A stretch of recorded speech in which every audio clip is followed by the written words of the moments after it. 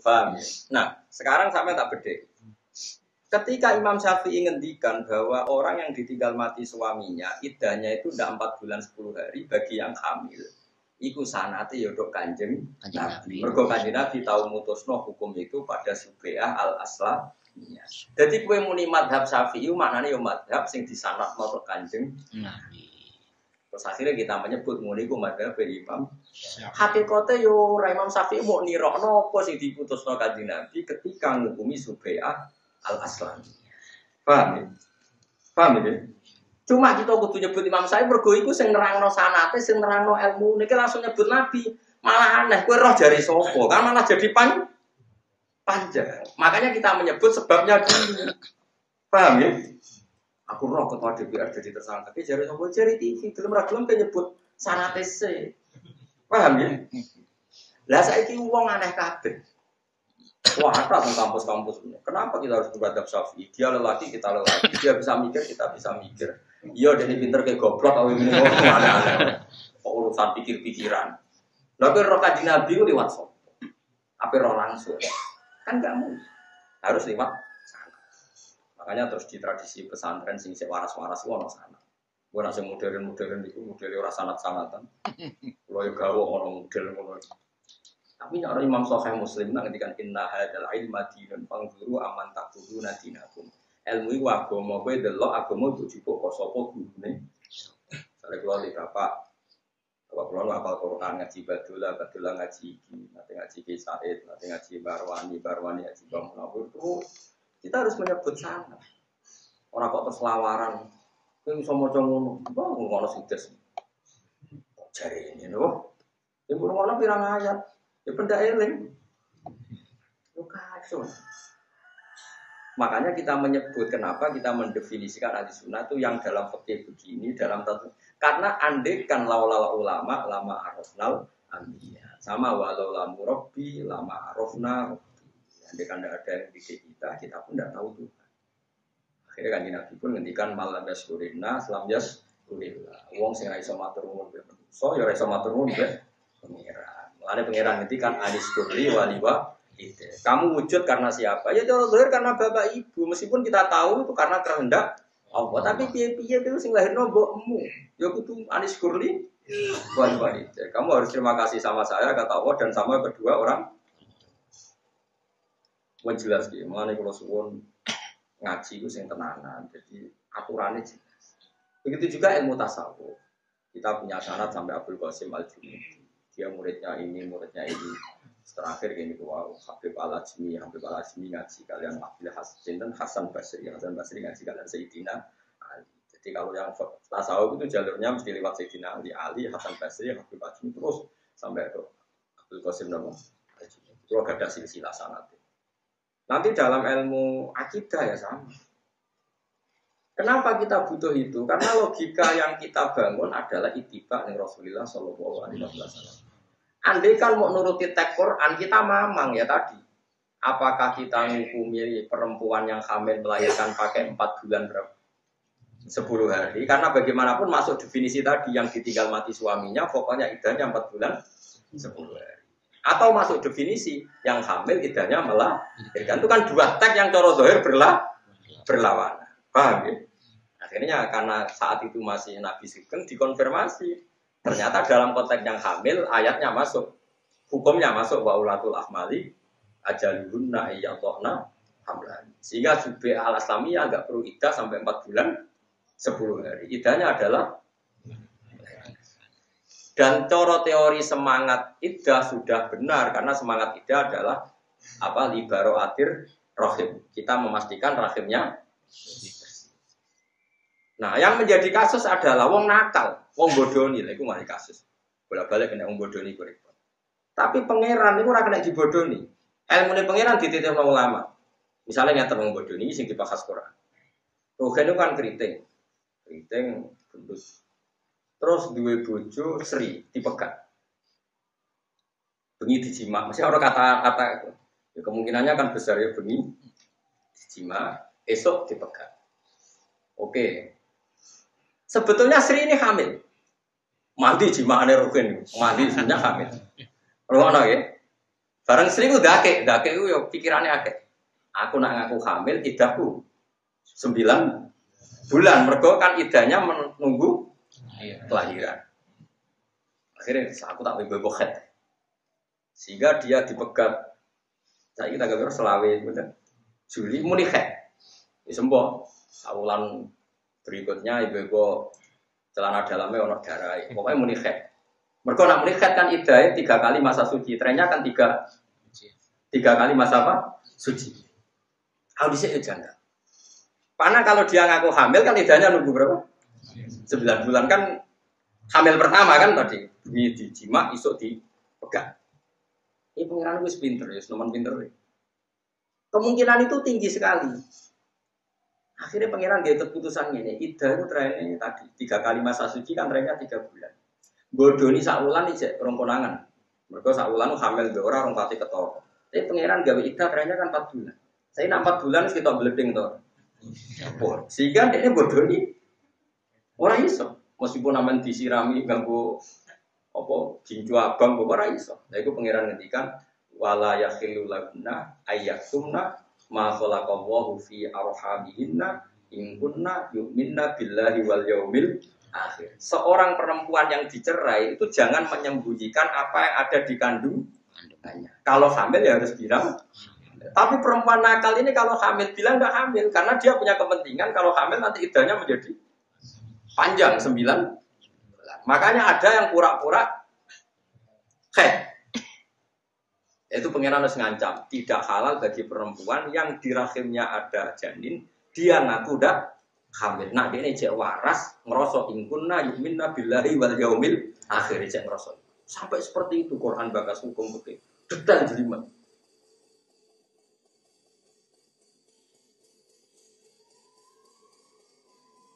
Saya ini uang dora seneng aja. Mau ngene cung yo swarga. Mau ngene istighfar. Ane kula niku yo nyuwun saya kula mbek wong toreko yo hormat, tapi kula tetep rapati cocok. Yo apike kula rapati cocok. Tapi ndak cocok sing saling melengkapi. Kula tetep hormat, kula tetep nyucuk.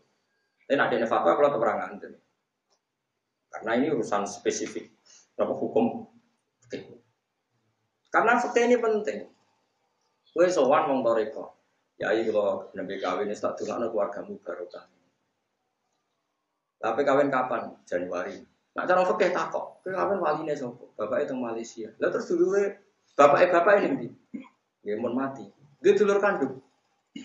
Pirang makalah di Malaysia. Terus piye? Sritet waline sapa? Kita takok ntas sapa?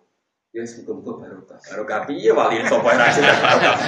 Waline lho Mbah tentokno sik barokah nomor piro. Jadi ini saling melengkapi. Akhirnya sowan dia tarik untuk dongo, sowan aku tak amuk mau. Ini enggak apa-apa, kita saling melengkapi enggak masalah. Oh coba aku melok-melok tasawuf, melok-melok koyo mursyid. Muga-muga barokah. Ya akhirnya ono naib ra roh hukume, waline ora pas sing cara syariat dianggap. Lane naib teng daerah Kragan Sedan seneng. Naib paling enak teng iki. Pakai kiai berjangkau tak kok kiai. Yo sing gaji kuwe ngerkangelan tak kok aku. Ini hebatnya Indonesia ini seperti ini. Ada yang toreko, ada yang tasawuf, ada yang fikih, ada yang nganggur sambilan konco-konco ngaji. Sehingga kita ini barokah.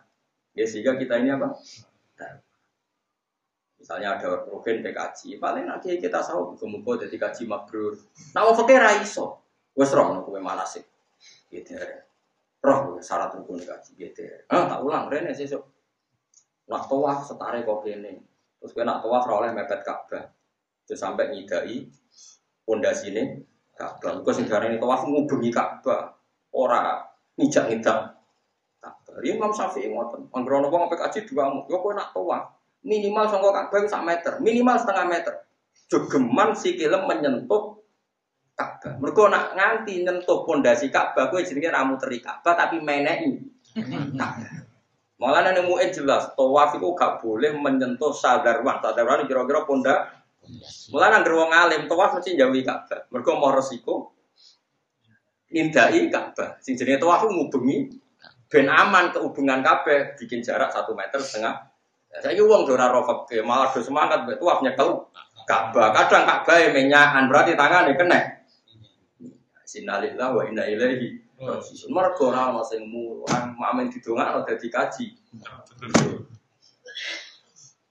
Aku lho gak ada sampean ape kaji pamit aku ora tak uamu. Ora ngarah tak dongakno sik. Sik tak takok. Wis ora carane kaji. Mbok nak sampean nekat pun paham. Jebule ra iso. Tapi kula nggih seneng sama jamu ngono, guguro hitop, napa? Jadi masalah-masalah seperti ini itu harus ada yang ngomong. Jadi harus ada yang ngomong.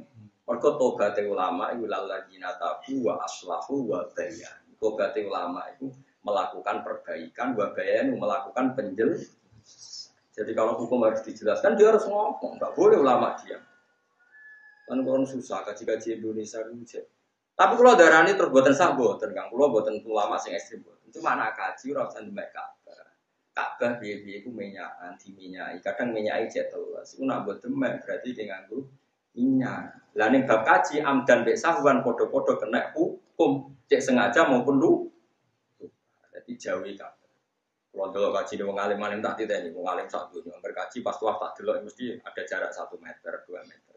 Karena mereka takut menyentuh Ka'bah yang berminyak atau menyentuh sadarwan pondasi. Tapi dia terus piye mau awam-awam nak ramai Ka'bah gak marah. Kowe nak ramelo kowe kabeh imam ra payu, mbok nak perhitunganmu ya. Tapi kita harus ngomong. Meskipun saya tidak mengatakan dasar, tidak tahu mungkin aku pengen tawaf sing aman sah mujma' alaih jauhi Ka'bah aku pengen sah secara mujma'. Mohon marem. Ya jadi lah tapi nak kowe dadi wong toreko ya sudah sesuai bidang kamu. Nak ono wong kaji, kemudian dadi kaji mabrur lan duitmu sing ilang kumpul gede pengiran amin. Penting kata terakhir dari duitmu sing mbok kaji diganti. Muga-muga lipat amin. Nah kula sebagai wong fakir mboten saged. Kula bolak-balik dituani nang pada haji Gus panges sudah kalau berdiri kaji itu ana kaji mabrur. Donga aku gampang, sing penting bener sih. Iku lagi ana kemungkinan mabrur. Lagi ana donga. Lah nek wis salah sik entekno oleh dadi wali dongano pramandi. Ngrasa kok dongano. Mabrur. Ya wis terangno. Ya tak terangno. Kowe tau manasik dereng wis tak terangno. Nah bar manasik kadang dene marem takon. Aku Joko terus wan aku takok kiye-kiye kok ngangel aku. Enak wae. Cuma sing sering salah kaprah ngoten iku. Wong apa haji ora oleh kena wewanian termasuk dawuh ulama-ulama riyin jauhi kiswah Ka'bah mergo iku berpotensi minyake jet. Tapi kuwi aja darani sing menyentuh Ka'bah terus wajib bayar dam tidak juga. Kan minyak ini itu kan tidak mesti merata. Iso wae pas sing dicekel, pas yang enggak ada minyak. Sehingga kita tidak perlu kecangkeman terus mesti bayar nopo? Dam enggak juga. Kan panitia minyak kan yo pekerja kan enggak terus dicolokno minyak kan enggak juga. Atau disemprot. Disemprot terus mendingan, tapi nak disemprot kan roto Gus, iso wae nyemprot Senin nyentuhmu Kemis, berarti wis ker. Boyo wong yo husnudzon bareng. Kula lah yo husnudzon. Tapi saya pastikan kena kepengen aman jauhi menyentuh kiswah atau Kak. Paham ya? Harus ada ulama yang ngomong gini terus. Wis ora populer lah. Kula ora kepen populer. Tapi nyatanya diangkat pengen, do ngandel lah gue kula. Wong fatwane jelas, ngomongnya jelas, ilmunya jelas. Lah contoh cangkem elek tapi kan jelas. Dadi bang sopan tapi jebule fatwane ora jelas. Bayane sopan, jebule ndongakno kasih muga-muga mbok duwe sing mbok kaji digenteni pengen. Bedane opo, Mbak? Wa minan nasumaya terus wa sawana sumune murbana atina fid dunya ya wa malahu fil akhirati. Menawa angger orientasine dunya, akhirat entek blas. Jadi rawol lah wong kaji kok bodoh nggak yang terkait apa?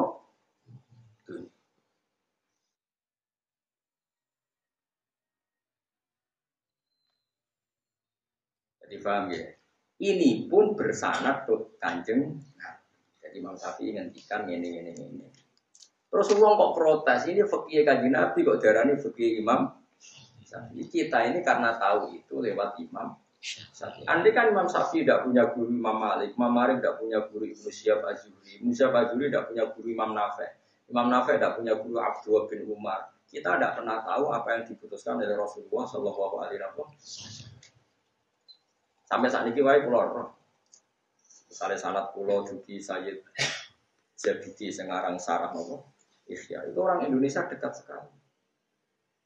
Karena misalnya tadi ya, Mbah Mun itu ngaji sama Mbah Zubair ngaji sama Mbah Fakih Mas Kumambang Gresik. Tapi ketemunya di Mekah itu ngaji sama Mbah Mahfud Termas. Mbah Mahfud Termas yang terkenal itu ngaji sama abahnya jenis Ki Abdul. Ki Abdul ngaji sama abahnya sing alim alamah namanya Ki Abdul Manan. Ki Abdul Manan itu menangi sing aran Ihya Sayyid Murtadha Az-Zaidi. Mane wong termasuk alim-alim sanate menangi sing aran napa kitab. Terus Mbah Munawir ketika di Mekah niku ngaji usul fikih kalian Mbah Mahfud. Mbah Mahfud kabundut di putra Muhammad kecil di Mbah Munawir teng Jogja. Akhire ditokno betengan. Betengan Gus Muhammad di anak Gus Harir. Jadi Harir bin Muhammad bin Mahfud. Mulane sakniki silsilah dzurriyyah Mbah Mahfud teng budi betengan. Terus Gus Harir di anak jenenge Muhammad Mahfud. Nah, berarti Muhammad bin Mahfud bin Harir bin Muhammad bin Mahfud. Kita orang ini ben ngerti bahwa kita ini punya sanad. Nah, sanad guru, murid, dan sarang, dan Lirboyo, semuanya sanadnya sama. Karena misalnya Mbak Mun pernah ngaji Bakarim Lirboyo ngaji Basim Masari di Mekah ngaji Mbak Mahfud. Sawangannya di Jombang ke Mekah, tapi ketemu Wong Termas. Baru-baru sinten Mbak Mahfud. Ada pada Lirboyo itu tetap matur nuwun pada Termas. Ketika Bakarim kurangan stok guru, ini menurut guru sangat guru. Termas, karena Termas lebih tua. Saya ini uang dura rosana. Kalau mereka manusia bisa berpikir, kita ya bisa berpikir. Ya tapi kono pikirannya waras. Ini rapati. Agama itu tidak bisa menurut pendapat Anda. Agama itu menurut pendapat singgi garisnya Rasulullah. Itu berarti pendapat Anda bukan pendapat agama. Paham? Itu pendapat Anda bukan pendapat. Nah, kalau nanti debat masalah forest, menurut saya Pak, laki dan perempuan itu warisannya sama. Kenapa sih beda? Sama-sama anaknya, kenapa beda? Ya menurut Anda nggak apa-apa. Saya kan bilang menurut Quran itu nggak sama. Nah menurut Anda sama. Kan saya harus ikut Anda. Aku nggak perlu bantahku yang pendapatnya merangkak jadi agama tak bantah loh. Nah menurut Quran tidak kan wisuh hadir. Terus dia ngomong kan kalau menurut saya enggak. Dan pengiran saya indah semua aneh-aneh. Itu ya pendapatmu, tapi tidak mungkin menjadi pendapat agama. Kadang sih bantah kok semangat, buat gini. Gue manusia kok bantah baru orang gue sama fatwa dia tidak akan menjadi agama. Sing darani agama ya apa yang ada di Quran dan hadis. Jadi yang darani Islam ya berarti saya meyakini Zakari musuh hadil. Liane itu agama ramelok-melok itu pendapat Anda. Paham ya maksudnya? Jadi tidak perlu dibantah, ngomong itu tidak perlu. Mohon kelar nih ya, jadi tak kenapa kita butuh bermadhab? Karena tadi ya, kalau kalian malah berbeda, laulal ulama, lama arofnal, ambiya. Walau lamu robbi, lama arofna. Kalau tidak ada ulama, kita tidak kenal para ambiya. Kalau tidak ada yang mendidik kita tentang Allah, kita pun tidak kenal Allah. Walau lamu robbi, lama arofna. Artinya mau tidak mau kita harus menyebut guru, karena tanpa guru ini tidak bisa. Tentu guru yang bener, sing waras, sing jelas asal usulnya jelas syaratnya. Tapi udah kudu alim banget, boh. Kalau nak syaratnya ngono itu repot. Zaman akhirnya takdir ngalim, bukan kata.